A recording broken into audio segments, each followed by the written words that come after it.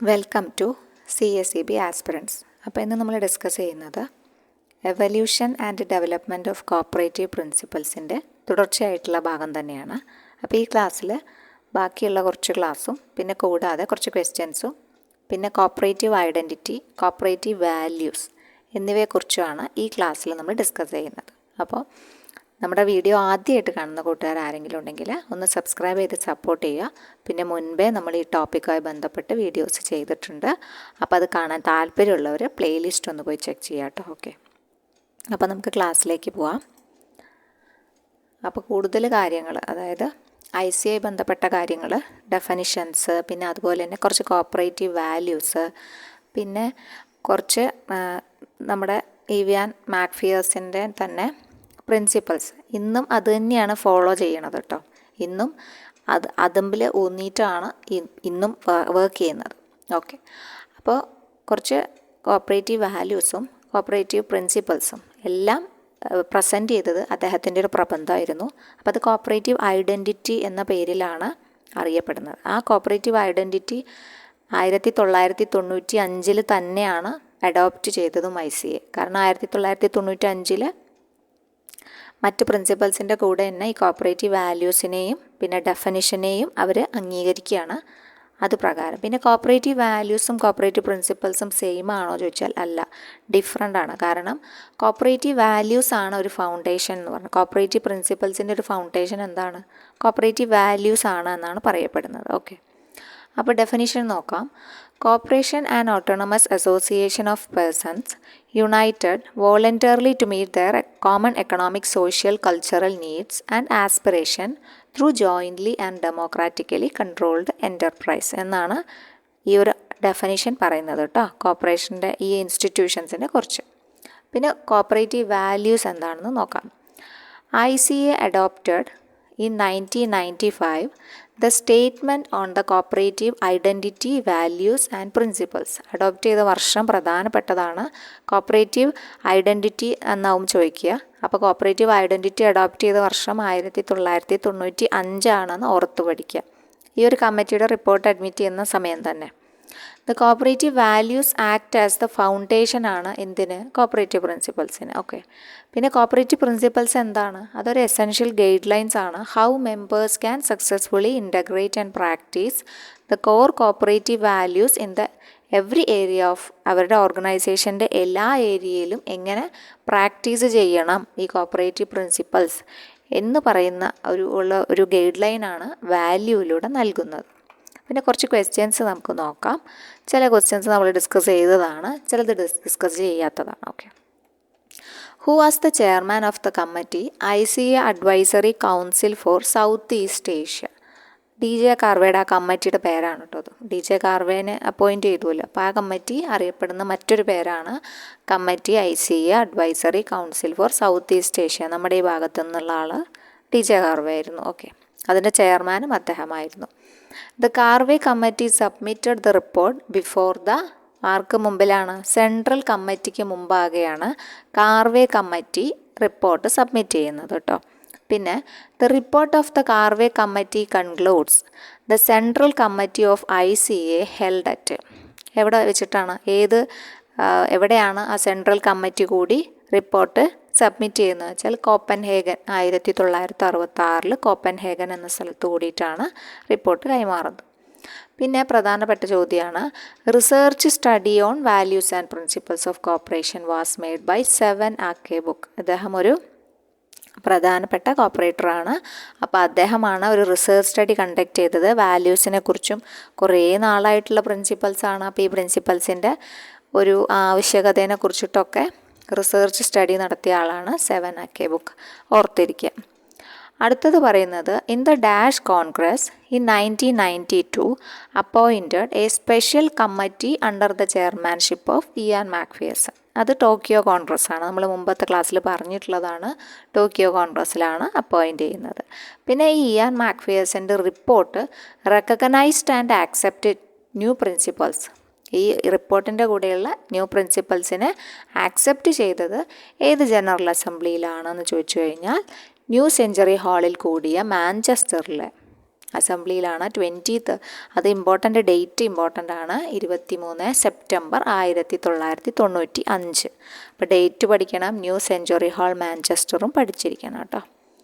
പിന്നെ revised cooperative principles എന്നറിയപ്പെടുന്നത് ഏതു വർഷത്തെ പ്രിൻസിപ്പൽസാണ്?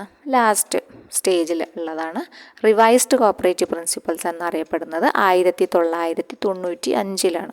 അപ്പോൾ ഇതിനൊരു ഒബ്ജക്റ്റീവ് ഉണ്ടായിരുന്നു. എന്തിനു വേണ്ടിയിട്ടാണ് ഈ റിവിഷൻ വന്നത് എന്ന് വെച്ചാൽ, what is the objective of revised cooperative principles in 1995?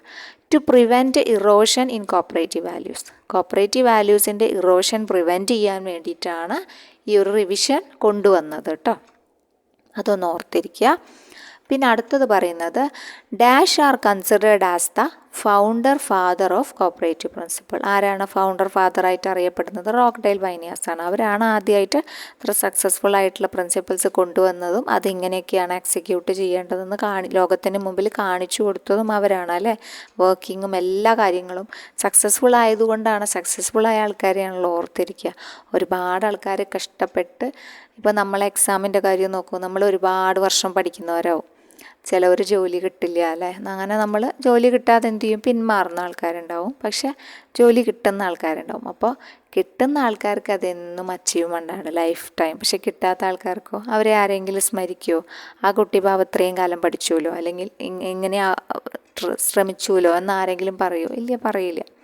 എപ്പോഴും സക്സസ്ഫുള്ളായ ആൾക്കാർക്കാണ് എല്ലാം ഓർമ്മിക്കപ്പെടുക. അപ്പോൾ അതുകൊണ്ട് തന്നെ റോക്ക്ഡെയിൽ പൈനിയേഴ്സിന് മുമ്പേ എത്ര പേര് ഉണ്ടെങ്കിലും റോക്ക്ഡെയിൽ പൈനിയേഴ്സിനെയാണ് ഓർത്തിരിക്കുക. കാരണം അവരായിരുന്നു ഒരു സക്സസ്ഫുൾ മാതൃക എന്ന് പറഞ്ഞു. ഓക്കെ, കോപ്പറേറ്റീവ് വാല്യൂസ് ആണ് അടുത്തത് കേട്ടോ.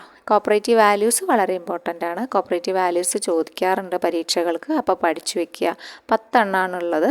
കുറച്ച് 10 എണ്ണം വാല്യൂസ് തന്നെയാണ്. അതിൻ്റെ ഉള്ളിൽ ബാക്കി 4 എണ്ണം വരുന്നത് എത്തിക്കൽ വാല്യൂസ് എന്ന പേരിലാണ്. ഓക്കെ, അപ്പോൾ ഒന്നാമത്തെ സെൽഫ് ഹെൽപ്പാണ്. Self help, self responsibility, democracy, equality, equity, solidarity. പിന്നുള്ളത് എത്തിക്കൽ വാല്യൂസ് ആയിട്ട് honesty, openness, social responsibility, caring for others എന്നുള്ളത് എത്തിക്കൽ വാല്യൂസ്. അപ്പോൾ രണ്ടും അങ്ങനെ തന്നെ പഠിക്കണം. മൊത്തം പഠിക്കുക, പിന്നെ എത്തിക്കൽ വാല്യൂസിനെ പ്രത്യേകം പഠിക്കുക. ഓക്കെ, അല്ലാത്തത് ഏത് നമ്മുടെ ക്വസ്റ്റ്യൻസിൽ കാണാറുണ്ട് കേട്ടോ. നമ്മുടെ CSEBയുടെ ക്വസ്റ്റ്യൻ പേപ്പറിലും സാധാരണ ജനറൽ PSCയുടെ ക്വസ്റ്റ്യൻ പേപ്പറിലൊക്കെ കാണാറുണ്ട്. അപ്പോൾ അടുത്തത് നോക്കുകയാണെങ്കിൽ basis of cooperative principles. Basis of cooperative principles എന്താണ്? Each for all and all for each തന്നെയാണ് ബേസിസ് ഓഫ് കോപ്പറേറ്റീവ് പ്രിൻസിപ്പൽസ് അല്ലേ. പിന്നെ കോപ്പറേറ്റീവ് ഐഡൻറ്റിറ്റിനെ കുറിച്ചാണ് പറയുന്നത്. The statement on the cooperative identity states that cooperative, അത് നേരത്തെ നമ്മൾ പറഞ്ഞ ഡെഫിനിഷൻ തന്നെയാണ്. ഡെമോക്രാറ്റിക്കലി കൺട്രോൾഡ് എൻ്റർപ്രൈസ് ആണ്, ജോയിൻ്റ്ലി ഓൾഡ് ആണ് എന്നൊക്കെ പറഞ്ഞു. പിന്നെ ICAയുടെ കോപ്പറേറ്റീവ് ഐഡൻറ്റിറ്റി സ്റ്റേറ്റ്മെൻറ്റ് വന്ന വർഷം നമ്മൾ പറഞ്ഞു 1995. ICAയുടെ സ്റ്റേറ്റ്മെൻറ്റ് 31ാമത്തെ വേൾഡ് കോപ്പറേറ്റീവ് കോൺഗ്രസ് 1995 അത് അഡോപ്റ്റ് ചെയ്യുന്നത്. പിന്നെ യുണൈറ്റഡ് നാഷൻസ് ഈ ഗൈഡ് ലൈൻസ് അഡോപ്റ്റ് ചെയ്തിട്ടുണ്ട്. Aimed at creating A supportive environment for the development of cooperatives എന്ന് പറഞ്ഞ് ഇത് അഡോപ്റ്റ് ചെയ്ത് 2001 കേട്ടോ. യുണൈറ്റഡ് നാഷൻസ് ഈ ഗൈഡ് ലൈൻസിനെ അഡോപ്റ്റ് ചെയ്യുന്നത് 2001. ഓക്കെ, പിന്നെ ഈ ഒരു ICAയുടെ ജനറൽ അസംബ്ലി ഹെൽഡ് ചെയ്തത് 23 September 1995 at new century hall Manchester. Adopted the new cooperative principles recommended by the ICA board directors and the ICA congress after global study. അതിന് ശേഷമാണ്, വെറുതെ ഓടിപ്പോയിട്ട് ചെയ്യല്ല. After global study and review by committee headed by Ivan MacPherson from Canadian ആയിരുന്നു അദ്ദേഹം. അദ്ദേഹത്തിൻ്റെ global സ്റ്റഡിയുടെ ഫലമായിട്ടാണ് എന്ത് ചെയ്തത്, ഇങ്ങനൊരു റിവൈസ്ഡ് പ്രിൻസിപ്പൽസ് വന്നത് അല്ലേ. ഈ പ്രോസസ്സ് സ്റ്റാർട്ട് ചെയ്യുന്നത് എവിടുന്നാന്ന് വെച്ച് കഴിഞ്ഞാൽ, അപ്പോൾ ഈ പേപ്പർ പ്രസൻറ്റ് ചെയ്യുന്നത് ലാർസ് മാർക്കസ് ആണ്. ലാർസ് മാർക്കസ് അന്നത്തെ പ്രസിഡൻ്റ് ഓഫ് ദ ICA ആയിരുന്നു. അപ്പോൾ അത് ഇമ്പോർട്ടൻ്റ് ആണ്. കാരണം ആ സമയത്ത് 1995 കാലഘട്ടത്തിൽ ആരായിരുന്നു ICA പ്രസിഡൻ്റ് എന്ന് ചോദിച്ചു കഴിഞ്ഞാൽ, അങ്ങനെ ചോദിച്ചിട്ടില്ല, പക്ഷെ ചോദിക്കാമല്ലോ വേണമെങ്കിൽ, ലാർസ് മാർക്കസ് ആണെന്ന് ഓർത്ത് വയ്ക്കണം കേട്ടോ. ഓക്കെ, ആ സമയത്ത് at the congress held in 1988 at Stockholm. Process started with a paper presented by Lars Marcus then. അതായത് അന്ന് അദ്ദേഹം പ്രസിഡൻ്റ് ആയിരുന്നില്ല, പിന്നീട് അദ്ദേഹം ICA പ്രസിഡൻ്റ് ആയിട്ടുണ്ട് കേട്ടോ. At the congress held in 1988 സ്റ്റോക്ക്ഹോമിൽ വെച്ച് നടന്ന ഒരു കോൺഗ്രസ്സിലാണ് ആദ്യം എന്ത് വരുന്നത്, ഇങ്ങനെ ഒരു പേപ്പർ പ്രസൻറ്റ് ചെയ്യപ്പെട്ടത്, ഇങ്ങനെ ഒരു റിവിഷൻ വേണമെന്നും റിവ്യൂ വേണമെന്നും എന്നൊക്കെ ആദ്യമായിട്ട് ഉദ്ദേശിച്ചത് കേട്ടോ. പിന്നീട് അദ്ദേഹം ICAയുടെ പ്രസിഡൻ്റായിട്ട് വന്നിട്ടുണ്ട്. ഓക്കെ. പിന്നെ സെവനാക്കെ ബുക്കിനെ കുറിച്ച് പറഞ്ഞു. അദ്ദേഹം പ്രധാനപ്പെട്ട ഒരു സ്വീഡിഷ് കോപ്പറേറ്ററാണ്. Cooperative specialist from Sweden was called upon to undertake. ഈ റിസർച്ചിന് അദ്ദേഹത്തിന് അണ്ടർടേക്ക് ചെയ്ത് റിസർച്ച് കോപ്പറേറ്റീവ് വാല്യൂസിനെ കുറിച്ചും പ്രിൻസിപ്പൽസിനെ കുറിച്ചും modern global environment of cooperatives എന്ന ഒരു സബ്ജക്റ്റിനെ കുറിച്ച് അദ്ദേഹം എന്ത് ചെയ്തിട്ടുണ്ട്, റിസർച്ച് കണ്ടക്ട് ചെയ്തിട്ടുണ്ട് കേട്ടോ. He presented his report in 1992. ഈ ഒരു ICA കോൺഗ്രസ് ടോക്കിയോയിലെ ജനറൽ അസംബ്ലിയിൽ വെച്ചിട്ട് അദ്ദേഹം അത് പ്രസൻറ്റ് ചെയ്തിട്ടുണ്ട്. പിന്നെ അതിന് ശേഷമാണ് ഈ ഇയാൻ മാക്ഫിയസിന് കമ്മിറ്റി അപ്പോയിൻറ്റ് ചെയ്യുന്നത് കേട്ടോ. ഓക്കെ. പിന്നെ ഡെഫിനിഷൻസിനെ കുറിച്ച് നമ്മൾ പറഞ്ഞതാണ്. അത് തന്നെയാണ്, ആ ഡെഫിനിഷൻ തന്നെയാണ് ഇവിടെയും വരുന്നത് കേട്ടോ. വാല്യൂസ് എന്താണ്? Cooperatives are based on the self help, responsibility, democracy, equity, solidarity in the tradition of their founders. Cooperative members believe in the ethical value of honesty, openness, social responsibility and caring for others എന്ന് പറയുന്നുണ്ട്. പിന്നെ principles ആണ് പറഞ്ഞത്. Principles നമ്മൾ ബൃഹത്തായിട്ട് നമ്മൾ പഠിക്കണം എന്നില്ല, കാരണം നമ്മൾ എസ്സേ ടൈപ്പ് ഒന്നും അല്ല. പക്ഷേ PSC ചില സമയത്ത് ചോദിക്കാറുണ്ട് അല്ലേ. CSEB ചോദിച്ചു കണ്ടിട്ടില്ല, PSC ആണ് അങ്ങനെ ഉള്ളെന്നെടുത്തിട്ട് ചോദിക്കാറുണ്ട്. ചേരുമ്പടി 8 പ്രാവശ്യം ചോദിച്ചു കണ്ടു. ഒരു കണ്ടൻറ്റ് ചോദിച്ചിട്ട് ഇത് ഏത് പ്രിൻസിപ്പിളായി ബന്ധപ്പെട്ടതാണെന്ന് അപ്പോൾ നിങ്ങൾ വായിച്ചെടുക്കുക കേട്ടോ. ഫസ്റ്റ് പ്രിൻസിപ്പിൾ വോളണ്ടറി, വായിച്ചു പോകണേ ഉള്ളൂ.